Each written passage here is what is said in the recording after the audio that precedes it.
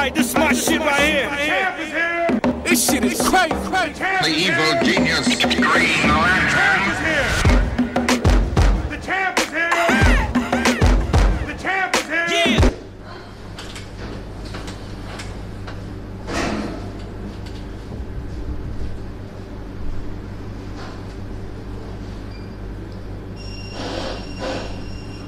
C'est quand tu croches.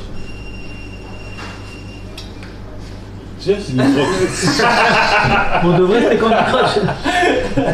Salut à tous, voilà c'est le RQB Talk Show numéro 2 et voilà on va profiter de ce gros week-end qu'il y a eu en boxe justement pour en parler d'autres sujets. Aujourd'hui on se retrouve dans une grande région de combattants et voilà mes quatre fantastiques. Voilà, donc je vais vous les présenter. Je vous présente d'abord Abdallah. Voilà, on est des vétérans du Pride. Ça remonte. Ça remonte. Spectateur. Hein. Oui, bien sûr. Ah non, il faut remettre les choses à leur place. Ça va, Abdallah, président aussi d'un club de boxe. Une association qui vient de naître d'ailleurs, qui est pas très vieux. Hein. On n'a pas encore commencé. D'accord. On a mis les choses en place et puis on attend plus que... Ça s'est fait pendant le confinement. D'accord, ok. Et je crois justement que Nassim, qu'on présente, qui est un ancien boxeur qui a fait partie de l'équipe de France, voilà, qui sera l'entraîneur de... Ce sera lui, le coach. D'accord. Présente-toi Nassim, ça va ou quoi? Ça va, mais ancien boxeur, en fait, je reviens là-bas. Je reviens, j'ai appris ma licence. Ah, d'accord. Donc, je compte boxer là. On va te suivre. Hein. Bah, j'espère. Hein, t'as un Insta? J'ai un Instagram. Voilà, bon, on va vous mettre tout ça en lien. Je suis un peu à l'ancienne, je suis pas réseaux sociaux du tout. T'es comme moi, mais là, bon, on s'y fait. Hein. On essaye de se réadapter, de rattraper le temps perdu là un petit peu. On s'actualise. C'est ça. Ouais. Et voilà, à ma droite, il y a Bakou. Boka, excuse-moi. Bakou, j'espère, c'est là où tu combattras en amateur. Parce que là, il y a souvent des combats là-bas. Kazakhstan. Ouais. Ça va, Boka? Ouais, ça va, nickel. Hein. Boxeur, toi aussi, boxeur, bien sûr. Moi aussi, amateur pour l'instant, toujours. Et voilà, je suis en lien aussi avec Abdallah. Je vais entraîner aussi dans son association. Et toujours en binôme avec Nassim. Il me connaît depuis tout petit. Donc voilà. D'accord. Et celui qu'on ne présente plus, voilà, c'est le coach Ousmane. Coach Ousmane. Oui, monsieur. Comment allez-vous, coach Ousmane? Très bien, monsieur. Ça va, t'es pas sur une partie de Tetris, là? Non, Candy Crush plutôt. Candy Crush. Ah non, pas aujourd'hui. Enfin. Dis-nous, on est resté figé sur le passé. Tetris. La Game Boy. Bon, en tout cas, on va aller directement dans le vif du sujet. Comme vous le savez, il y a eu des grosses affiches ce week-end, la nuit dernière plus exactement. Et on va commencer par Lomachenko, hein, l'un des... Lomachenko, une grosse carrière amateur, 2 fois médaillé olympique. C'était à Pékin et à Londres. Voilà, là il faisait en fait un combat de retour après sa défaite contre Teofimo Lopez, où il avait perdu ses titres. Et Teofimo Lopez était devenu le champion indiscuté de la catégorie des légers. Sachant que bien sûr Lomachenko, lui, il vient des plumes. Voilà, de 2 catégories en fait en dessous.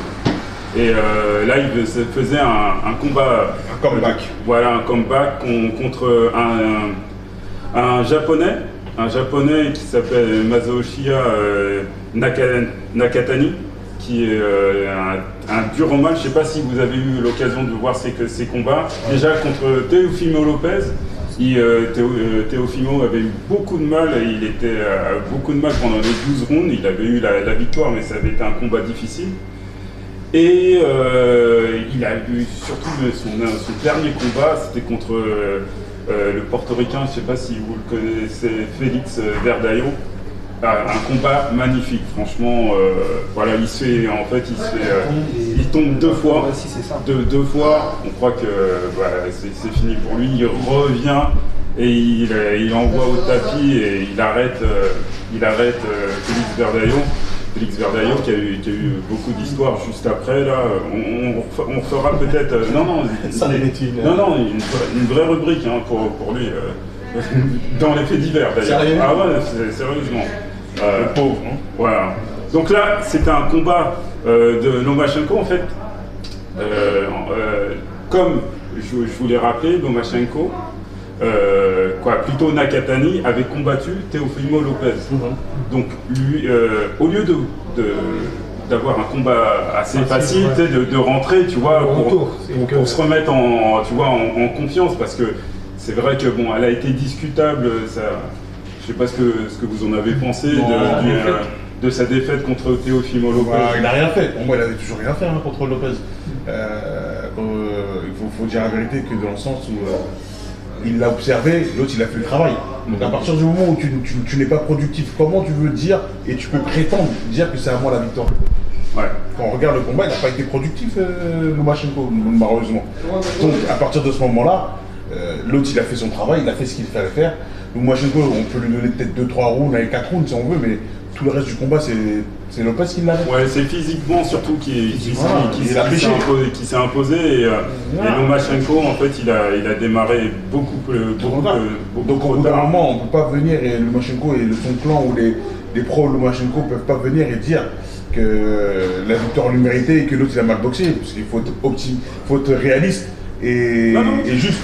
Teofimo, sa victoire elle est amplement méritée, donc à partir de ce moment-là, il n'y a plus de débat. Mais paraît-il, il était blessé à l'épaule.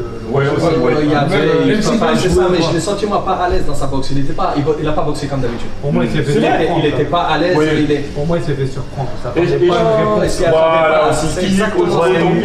Il s'attendait pas, parce que tu te reposes sur tes lauriers et que des victoires. Tu t'attends pas à ça. On n'a pas l'habitude de le voir boxer de cette manière. Il prend les devants d'entrée, c'est un mec qui avance, il n'a pas peur des coups. Aussi, tu vois, il fait toujours le round d'observation, tu vois, il a toujours un petit round. Mais c'est vrai que là, pendant les 6 rounds, il a pratiquement rien fait. Bien sûr. Mais bon, en tout cas, moi j'ai vu j'ai entendu ces interviews d'avant-combat, j'ai l'impression qu'il a bien digéré Bon, il a quand même admis que pour lui, il y avait match nul. C'est déjà un pas, hein. Ouais. C'est déjà un pas. Pour moi, il s'est remis en question. Ouais.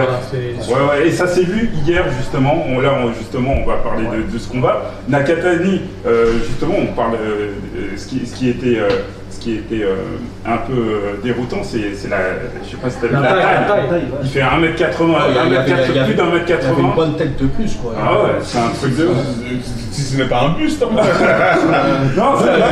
tu voyais même. Non, c'est un buste, je crois. D'ailleurs, les 2 main events d'hier, c'était ça. Exactement.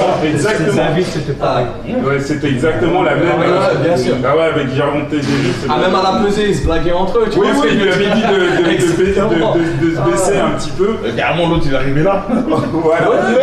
Il est arrivé là, l'autre c'était plus bas. On a l'impression qu'il boxait son fils, tu vois, c'était. Ouais, le regard, c'était un géant. Pourtant, c'est les fils qui ont tapé les parents. Exactement. Ils ont eu cette. Tu vois, comme quoi la taille, c'est pas qu'un avantage. Exactement. Parce que quand on est petit, on boxe en amateur, en éducatif, oh, t'es plus grand que lui, oh, il est plus. Et ça impressionne quoi. Après, tout dépend comment tu gères ta distance. Hein. Si le mec il est grand et puis il sait bien gérer sa distance, il sait garder les gens à portée, c'est bien. Mais quand le mec il se fait déborder à chaque fois, dès que ça rentre, ça casse un peu la garde et puis ça met des crochets. En tout cas, sur ces combats-là, c'était des pros confirmés quoi. Ah oui. Donc ils savaient, je pense qu'ils savaient. Là, il a pas su contre eux. Ouais. Et elle est là la performance. Je pense qu'ils ont eu le temps de se préparer pour cette. Et là, justement, là, ça se passait à Las Vegas. Et comme je disais, en fait, pourquoi il a pris Nakatani, c'était pour faire comment ça s'appelle, un espèce d'effet d'annonce pour voir pour comparer la performance de lui contre Nakatani et celle de Lopez contre Nakatani. Ouais. Exactement. On lui passe un message pour. Voilà, exactement. Et je pense que le message il a été assez clair, hein, puisque je sais pas, vous avez vu le combat. C'est sur les extraits, du combat. Et c'est vrai que le message il a été bien passé. Voilà, Lomachenko techniquement, on sait qu'il est au-dessus. Je pense qu'ils ont très au-dessus. Après, Même physiquement, il a Moi, en fait, le japonais, en fait, je savais que techniquement, il pouvait rien faire contre Loma. Peu de gens peuvent le faire. Mais comme tu le rappelais, c'est au niveau physique. Je me suis dit, vraiment, qu'est-ce qui va se passer dans les rounds et les derniers rounds. Et c'est là où justement Nakatani est très fort, tu vois, c'est les Japonais. Moi je le vois plus par rapport à la taille. Il était plus à l'aise avec Lopez peut-être. Je pense que c'était parce que physiquement ils sont à peu près pareils. Quand tu regardes bien un peu l'Angéline, un peu, ils ont du mal à combattre contre des gens plus petits qu'eux. Parce que ça ressemble pas au standard de la catégorie. Mais en fait, on se fait cette idée que dès que t'es grand, t'as l'avantage. Là on l'a vu, on l'a très bien vu. Si bien sûr. C'est souvent le cas. C'est souvent le cas, mais encore faut-il, que tu es toujours obligé de bien gérer ta distance pour pas que la personne rentre. Après, tout est relatif. Parce que t'as des gens qui étaient grands comme Ernst, à part Aguilera, à part Léonard, qui a réussi à boxer un mec comme Ernst. Personne. Pas beaucoup de monde. Et en plus, il avait ce qu'il fallait dans les gants et il avait la taille. Maintenant, t'avais un mec comme Tyson. Exactement ce que j'allais dire. Tu vois, t'avais un mec comme Tyson. Tu pouvais faire 10 mètres, 15 mètres, 30 mètres, il était monté, il te couchait. Bien sûr. Tout est relatif, tout dépend du boxeur. Comment tu vas appréhender le combat, comment tu vas gérer le combat et comment la situation elle se présente. Comme souvent me disait M. Kadok, c'est la situation qui détermine l'action. C'est la situation qui détermine l'action. Voilà. Et là, l'action, justement, Lomachenko, là, il a démarré direct. Direct. Ça se voit que là, il a pris les leçons de son dernier combat. Premier round direct, le bras arrière.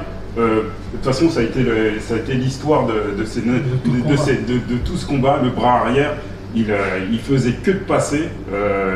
Tu voyais souvent la tête du japonais partir en arrière comme ça, et tu vois souvent en fait Lomachenko en fait se retrouvait tu sais sur le côté gauche, limite derrière. Voilà. Et l'arme, parce qu'en fait c'est un duel entre un droitier et un gaucher. L'arme du gaucher, c'est souvent son bras arrière. Ouais, c'est un gauche. Voilà, c'est Comme l'arme du droitier. En fait, et comme le droitier d'ailleurs. Oui, à partir du moment où tu boxes quelqu'un qui a une garde opposée à la tienne, vous n'avez pas une garde similaire, vous avez une garde opposée. Donc c'est le bras arrière qui a créé l'ouverture chez l'un comme chez l'autre. Donc à partir du moment où tu sais utiliser ton bras arrière à bon escient et au bon moment, ça fera toute la différence.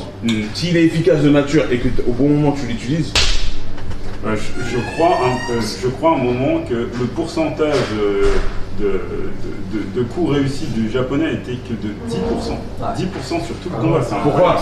Pourquoi? Parce que aussi l'autre, il a une faculté, une facilité, une agilité au niveau des jambes, c'est une danseuse. Oui. Voilà. D'ailleurs, il en a fait, hein, c'est son père, si vous le savez, son père l'a initié dès qu'il était petit, il l'a initié à la danse. C'est quelqu'un qui a fait du sambo, qui a fait de la lutte, c'est un artiste. Il a fait même du pied-point. Voilà, il fait même des jongles.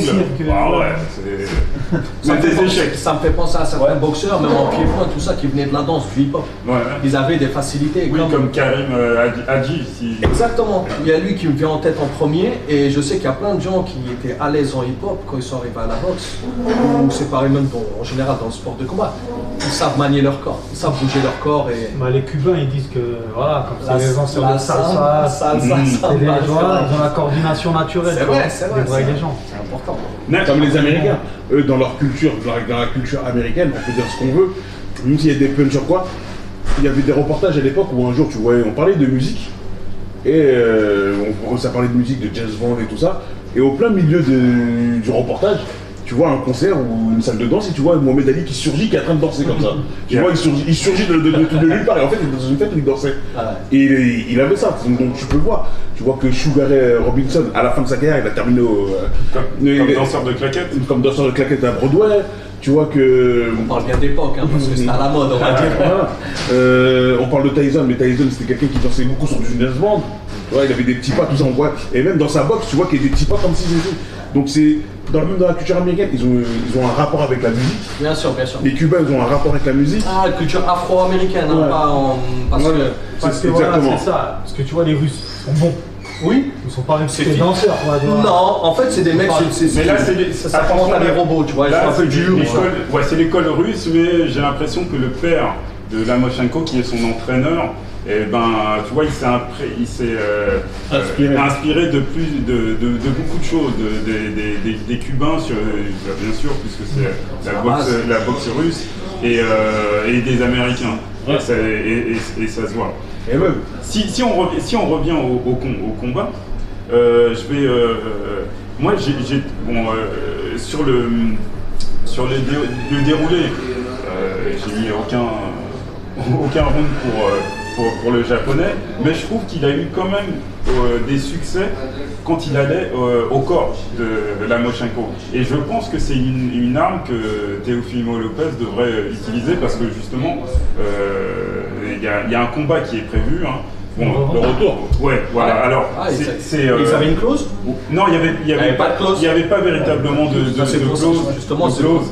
Bon, le combat d'hier, c'est fini à la 9e reprise.